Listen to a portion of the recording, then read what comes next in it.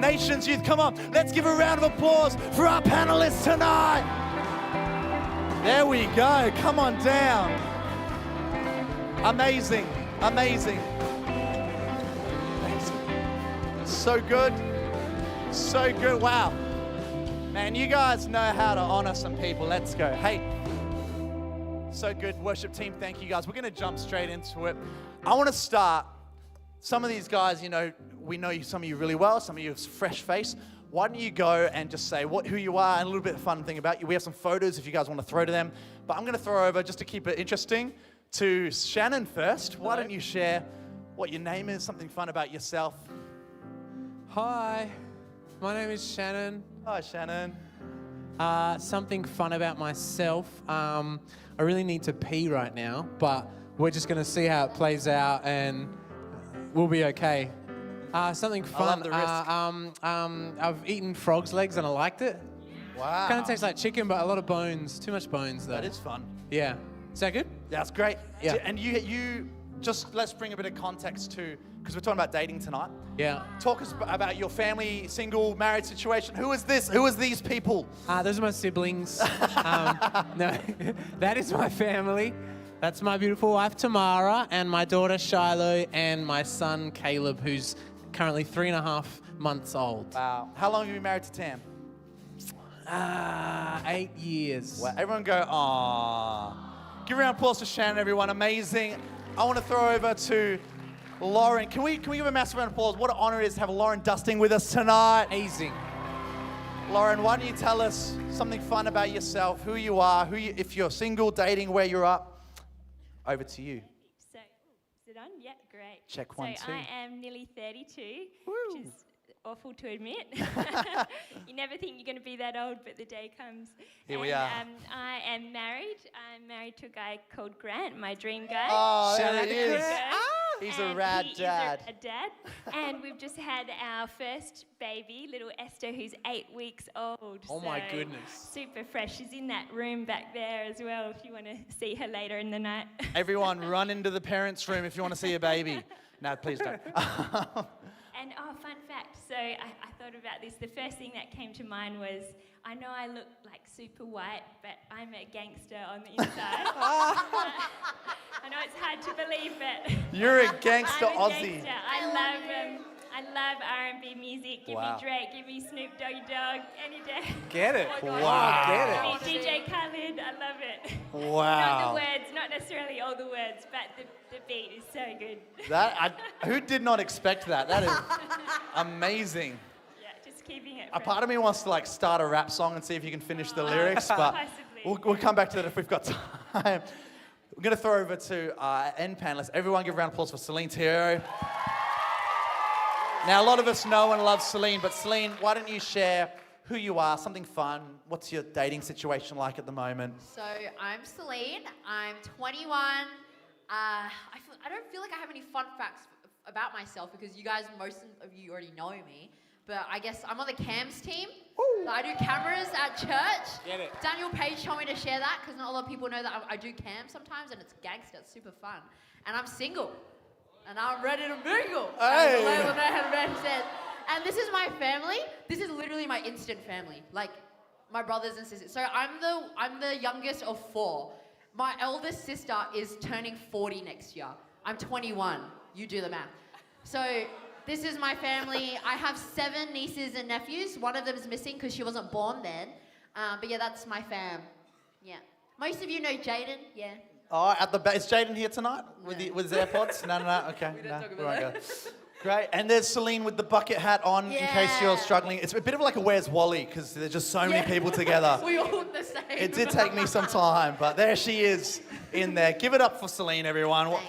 Hey, now, this is one of our Connect weeks, so we've got Connect groups coming up, but we want to jump down to business. We want to get into the juicy details. So I'm going to throw to you first, Lauren. Hey. Why don't you tell us a bit about your experience with dating? Yeah, perfect. So I was a pastor's kid. Any PKs in the room? Don't know if that's Hey. So I kind of had this impression that dating was not an option in high school. I don't know if any of you feel that way. Can relate. Good impression. But I sort of just knew that just wasn't an option. I had a pretty strict mum. And so but I was just so sold out for God that at the end of high school, I decided to give God a year of my life. So when I was 18, I decided to not date, even though I was technically allowed to then. So I just committed that year to God, and sure enough, I met a guy during that year, and poor guy had to wait till I was 19, so he waited like a whole year to date me, and then we only dated a few months, poor guy.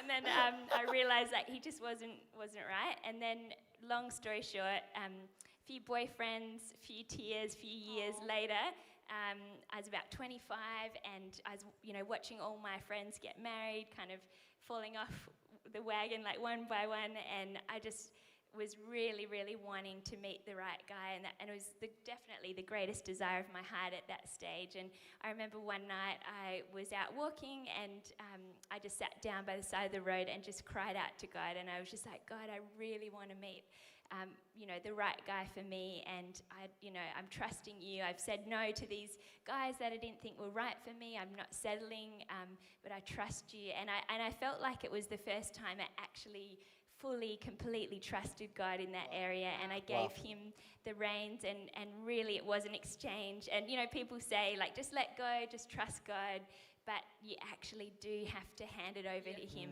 in your heart. And I said, God, even if I'm 30, even if I'm 40, like, please no, but I trust you. And sure enough, like, when you do that, it's amazing. The doors are open, because a few months later, I met my dream guy, Grant, who is absolutely everything, no joke, everything I ever wanted, and more. And the verse, Psalms 37:4 is totally my testimony.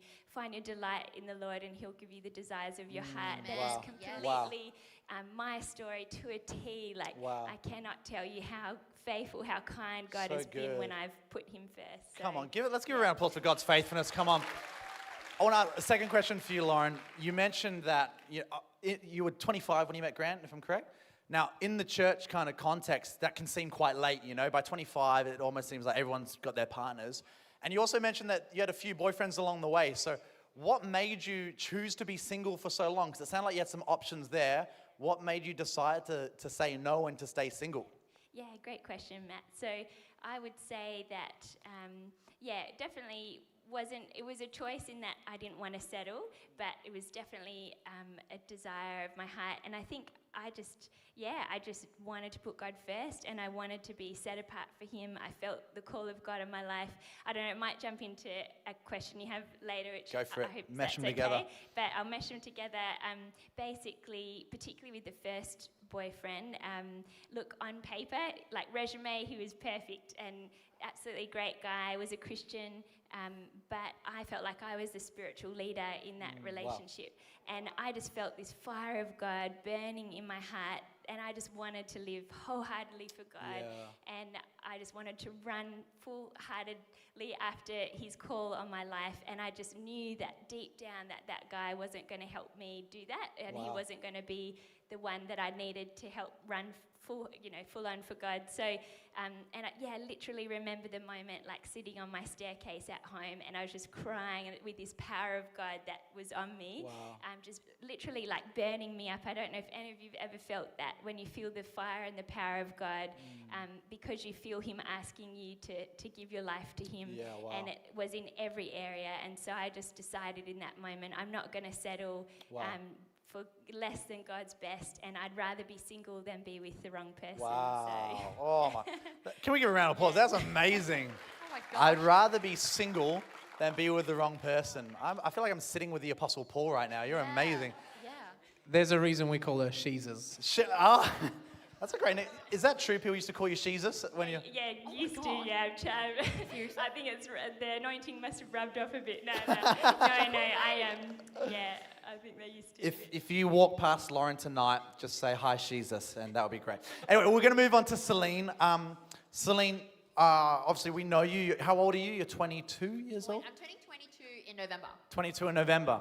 Now, I guess I wanted to ask you, how do you handle the experience of being a single young adult while lots of people that are 22 are in relationships, and it can almost feel like, you're left to your own devices a bit. What's that experience been like for you? How have you handled that? Obviously, you cry first. tub of ice cream second. Yeah. Yeah. Look, there literally was a season where everyone was getting boyfriends in our leadership team. Like, I think I got a boyfriend in that season. Crazy, man. No, I'm kidding. like, I'm kidding. Shekinah, everyone was getting together with They everyone. just kept coming from everywhere. Yeah, Anyway, literally. I'll stop. Season Sorry, 2 Pastor Shannon. Anyways, but obviously, like, I remember I actually was like really upset. I was like, man, God, everyone's got relationships around me. Everyone's younger than me, and they're getting like, oh my gosh, like, look at all these people dating people. Why don't I have anyone? I've been here, like, I love you. Why no one for me? And then obviously, like, God, I just got a huge, like, I don't know, like, God just spoke to me and was just like, just showed me, I guess, the purpose of my life and the calling that He has for me. And that's like the Great Commission, right? Which is to make disciples, to reach the nation, to baptize people in the Holy Spirit. You know, like, that is ultimately like the sole purpose why I'm here on earth. And that's the sole desire of my heart. And like, I guess, like, yes, of course, my desire is to be with someone. God, like Lauren said, like, God knows the desires of my heart. But I guess, like, the biggest purpose of, like, what I want to live for is for God. And I guess, like, from that goal, where my eyes were, like, set on these things of everyone's dating, my eyes were just, like, God was like, hey, look at me. And from when you have, like, a point, you know where to go. So I guess, like, yeah, that really helped me to, I guess, like, really serve God. And when I surrendered, like you said, to God, like, hey, you know, no matter when it is, I give it to you. I'm no joke. Like, I got so many opportunities to actually speak at things, to speak at schools, leading a connect. Like, God gave me more, like, things to steward and to be responsible over. I spoke to 40, like, non-Christian principals and shared my testimony. You know, like, that couldn't have been done without God's grace. And yeah, so I don't know. I just feel like I can serve God wholeheartedly because I know my purpose and God still knows my desires and I trust in Him. So, yeah. And I love what you said there about, like, when you decided to stop pursuing, I guess, a boyfriend and going after the call of God, the call of God began to open on your life. Like, can you share a little bit into that season of, like, what that was like, I guess, like, having to shift your focus from your desires to what God was calling you to do? Yeah, obviously it's, like, not easy. Especially when you have an attention span and you're like, you're looking everywhere. But I guess having, like, really good friends that, I don't know, like, mirror what I want to be, that really helped. Just being around, like, you, like, friends that are just, like, going hard for God, that really helped me keep on focus of what, like, the whole purpose of my life is, I guess. Yeah. And I think, so last Friday night, if you weren't here, we spoke about loneliness and talked about how a lot of times people can rush into relationships to deal with that issue of loneliness. But God's solution for loneliness isn't a partner, like a boyfriend or girlfriend, that God actually wants us to find the relief from loneliness through friendships first and actually through meaningful relationships. Yeah. I want to throw it back to you, Celine. Yeah. How have you practically gone about, I guess, dealing with the loneliness that comes of, like, being single while you see other people going? What has that journey been like for you with friendships? Yeah. I think, obviously, in the season of loneliness, like, it's really hard, right? Like, we've all been lonely before. And I think, again, like, God knows. God's like, baby, I want to help you. And I think just the practical things that I did was literally just be open with God and, like, be completely honest with Him. Like, hey, God, I feel this way. And, like, ask God for meaningful relationships in other places, like with friendships and stuff. Because who knows, I don't know if you've seen those relationships where, like, boyfriend, girlfriend, and then they don't really go out, like, aren't having meaningful relationships as well as their other partner. And then once they break up, they're like, where are my friends? You know what I mean? But it's like, I've been really intentional to have meaningful relationships so I'm not lonely, like. Yeah, great. But also, so practically what I do is, like, I literally ask God. I remember I actually asked God, I was like, God, would you send me godly friends? Wow. Would you send me friends that are actually are like this, that have good integrity, that actually just want to wholeheartedly serve you, that actually are God-fearing, you know? Just, like, you know, being intentional with my prayers as well, So what kind of friends I wanted. I love that we can, like, whatever you ask, you will receive. So I was very intentional with who I wanted. And yeah, just was super open with God, and even, like, asking God, like, God is our friend, right? We call Him our Father, we call Him our friend. And I think even asking God to be my comforter, to be my friend, that has seriously helped me in those places where I'm lonely. Because God is always near you. If you didn't know that, God is always near you. He's never far away. But if anything, we are the ones that, like, walk away from Him.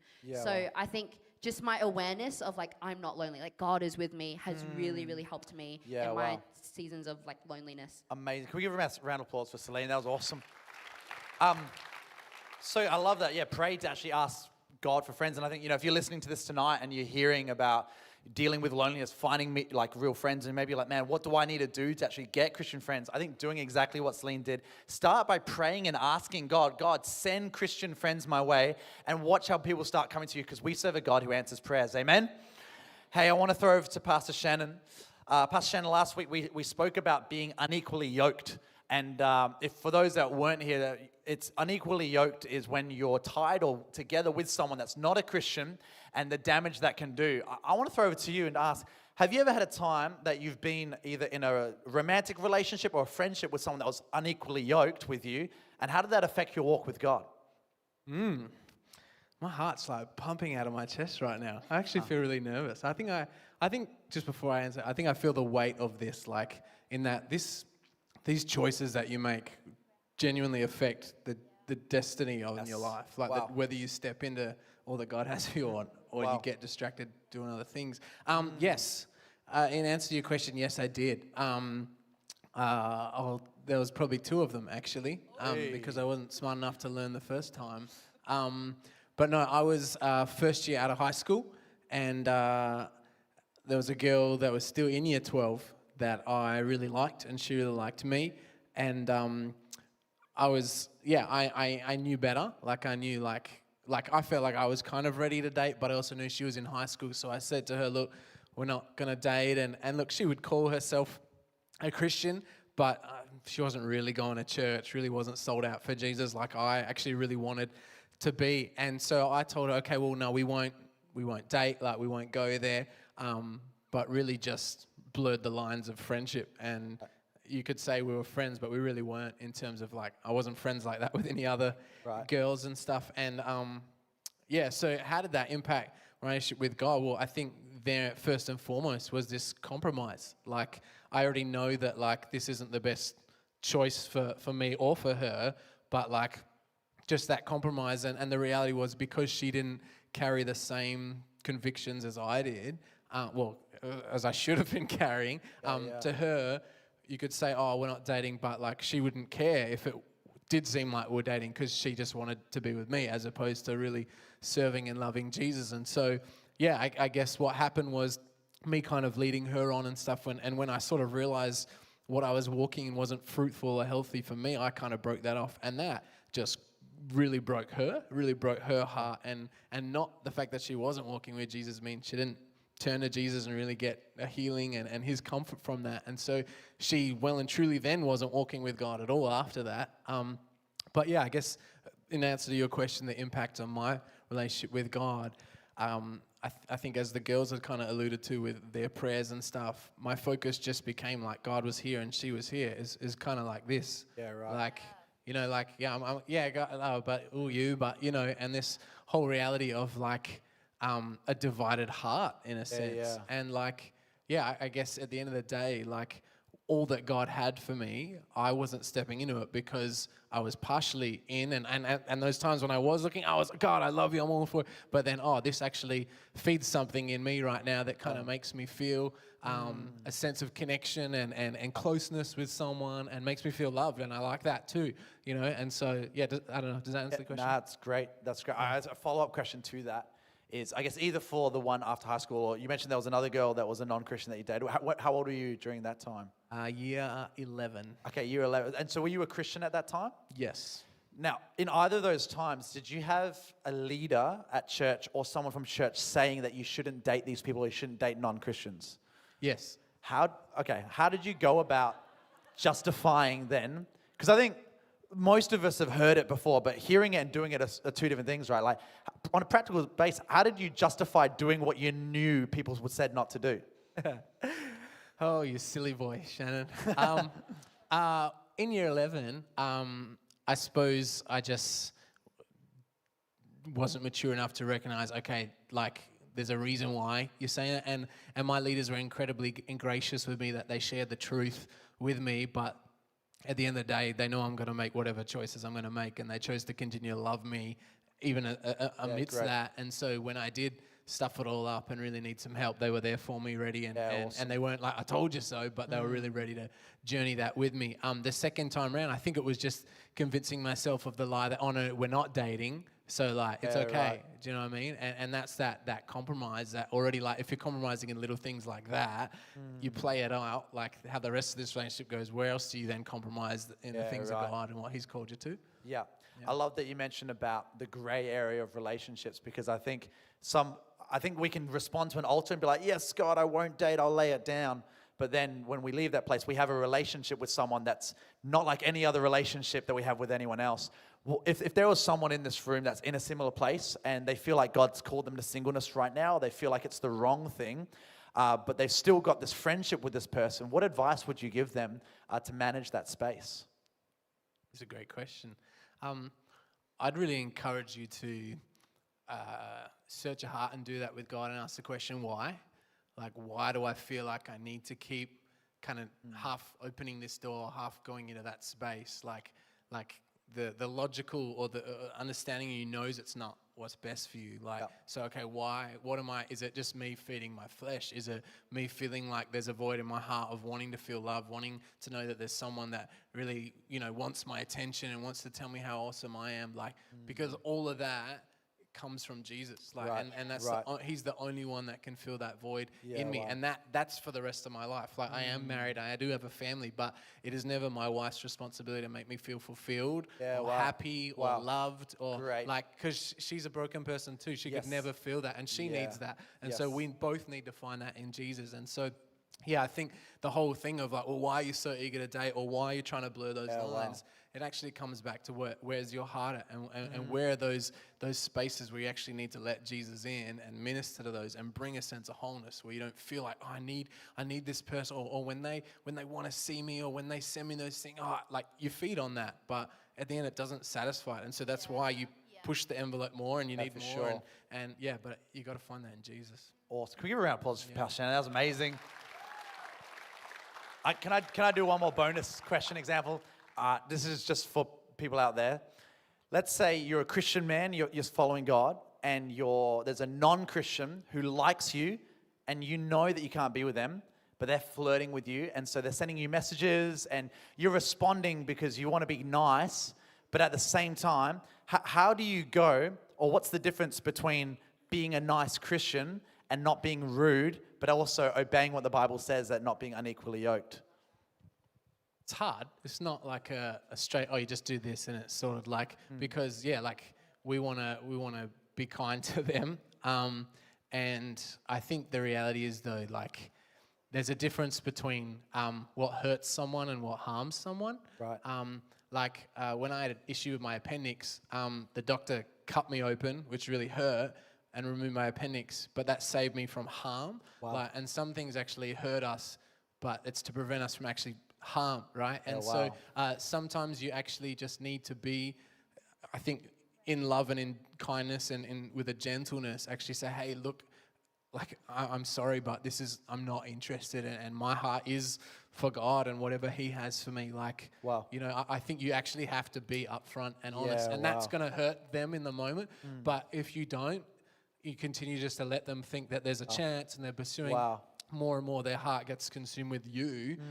And so then when it really is clear to them that there's no chance, then you can really actually harm them. And I think that was an element of what I did with that girl, in that sense of, oh no, we're not a thing, but we kind of are. And instead of me actually just standing on my conviction and saying, no, this is not right, sorry, this is done. And sure, that would have caused a bit of hurt in the time. Instead, I really harmed her, and that really broke her confidence. That really distanced her. She distanced herself from God in that too. Wow. Can we give a round of applause? That was amazing. You can choose to hurt someone or harm someone. That's powerful, man. That sometimes we avoid hurting someone for the moment, but when we choose that, we're choosing to harm them in the long run. So yeah, that's amazing. I've got a couple of bonus questions. We had some questions got sent to us from Instagram as well. I want to throw one back to yourself, Lauren. So you kind of talked about, your season of singleness and, like really being on fire for God and being used by God. Do you have a testimony of something that God was able to do through you while you were single that probably wouldn't have happened if you were in a relationship? Definitely, Matt. I think, I felt like I was able to accomplish so much because I had the time to, like that you don't when you're in a relationship. So Yeah. like I was able to study and run a women's ministry at my church, Wow. and buy a house and run a business. Wow. And I got all these opportunities to speak and to witness to people, and just incredible ministry opportunities that I don't think I would have had. And I believe actually God was honouring that season of set apartness for Him and singleness by opening up doors, a bit like what Celine had shared earlier. So I'm just so grateful for every choice that I made to put God first and to obey Him. And I just feel like I'm living in the fruit of that now. And you saw that picture before of my family now, and that wouldn't have happened if I'd settled with some of those boyfriends, or if I'd compromised, or if not saying I did it perfectly. We all make mistakes, but every choice that I made to put God first, I believe I'm reaping the fruit of that now. Wow. So can we give a round of applause? That's amazing. So good. Hey, I've got some questions that have been messaged through. We've got 4 of them. I'm just going to call them out. Whoever wants to jump in. The first one, it's kind of similar to one that you've kind of answered a bit, Pastor Shannon, but it's a little bit different. It says, how do you break off a relationship that you don't want to leave, but you know you should? So I think this is a bit more of like a practical. Once you're in a relationship, so one of our, someone, don't know who, has sent this through. Does anyone want to have a shot at answering that? Celine. I could totally relate. But yeah, open You to the broke panel. off a few, so Yeah, you're a why bit of don't a you go pro, there? right?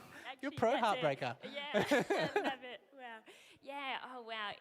There's no easy way, like Pastor Shannon said before. I think you just have to rip the Band-Aid off. It's so hard.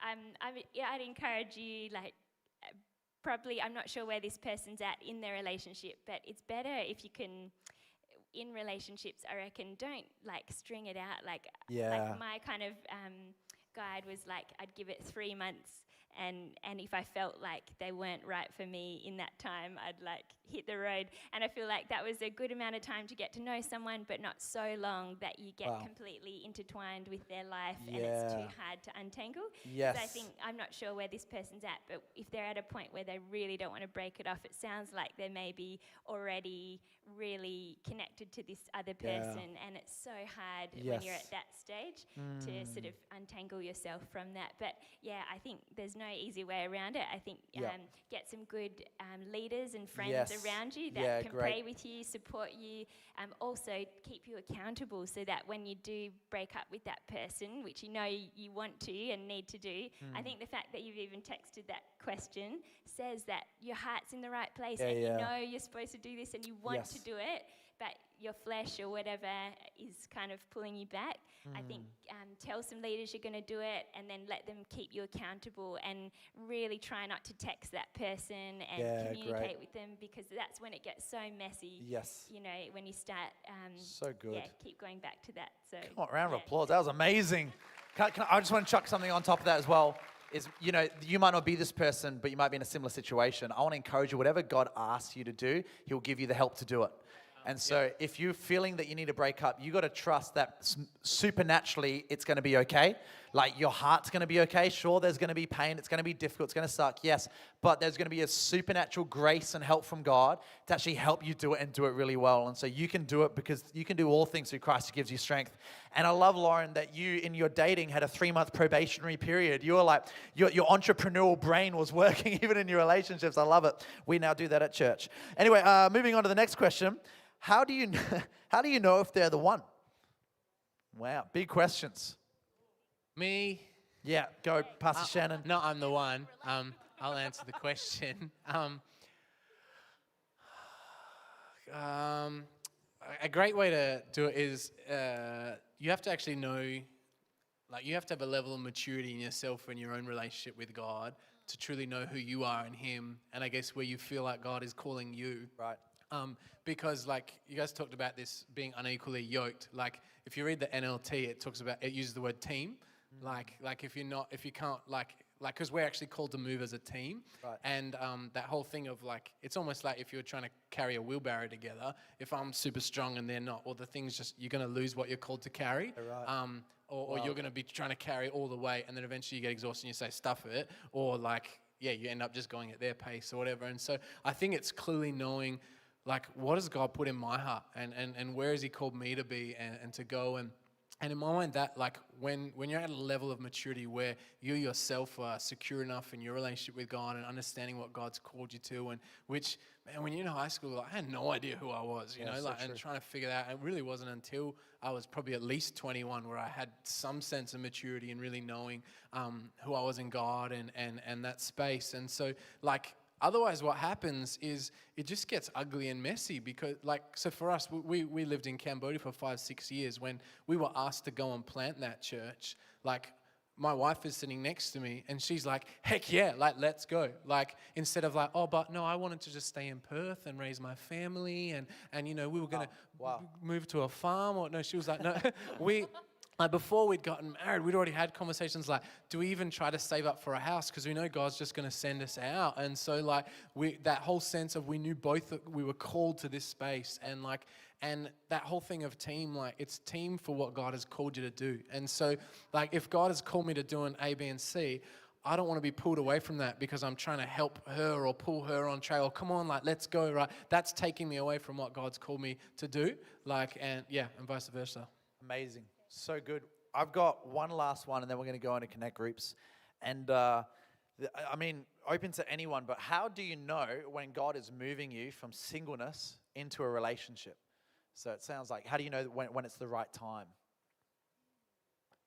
Again, I can relate. No, you actually can, like, because what you both said, as you guys both shared about just coming to this place of, like, all right, God, it's just all about you, and I trust you to give the desires of my heart. You said that was your testimony. That was 100% my testimony. Like, I was not looking for a girlfriend. I wasn't looking for someone. I was just like, God, I'm all in for you. And, like, God just sorts that out. Like, there isn't even so much of a knowing, but it's like God just so clearly opens that door. And, like, for me, I was actually on a missions trip in Cambodia, and God was just, like, fully dealing with some insecurities in me. And it was as I came back, I was, how old was I, 22 or 22 and a half years, something like that. God was like, hey, like, who you've been believing for, like, in the sense of to run in the things of God with, she's actually been right in front of you the whole time. And, like, God just fully opened my eyes to Tam, and, like, suddenly I just had this full heart of, like, attraction to her and wanted to, you know, be with her. And, like, and so it was never like, oh yeah, like, let's go check out another church, see who else is there, like, oh, let's go nights. And, like, it was just like, God, I just want you,